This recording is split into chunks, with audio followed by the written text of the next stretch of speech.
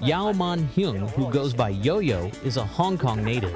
She majored in journalism at university before embarking on a career in television. In 2018, Yo-Yo quit her job to become an entrepreneur. 呢啲係我哋嘅產品咯。哦，呢個就係你而家創業做緊嘅嘢啦。係啦，講下啦，我哋設計嘅時候係香港原創設計嘅。In just 3 years, Yo-Yo has forged partnerships with 14 stores across Hong Kong and earned the trust of local consumers. Now, she has set her sights on a much larger market. 咁其實點解會有想去大灣區發展呢一個嘅諗法咧？開始即係人口嚟講，香港嘅人口大概700萬，咁喺大灣區城市有8000萬人口啦，咁所以我哋睇下有冇多啲商機咁樣咯。Yo-Yo is confident about the opportunities ahead and believes her strongest advantage is in the quality of her products.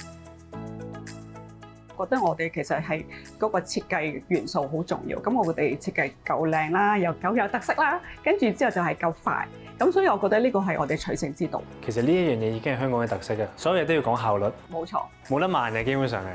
With a keen eye for spotting market trends, Yo-Yo has continued expanding her product line, many of which showcase distinctive Hong Kong characteristics. 呢個系列都好受香港啊同埋一啲唔同地區嘅人嘅歡迎啊，內地朋友都會買嚟做手信。尤其是大灣區啦，都係有飲茶嘅文化啦，比較相近啊，咁所以我覺得其實大家都有個共鳴感喺度咯。As a Hong Kong entrepreneur, Yo-Yo is also a part of the Greater Bay Area's growing development. She often shares her entrepreneurial journey with young people, both to offer guidance and to expand her network.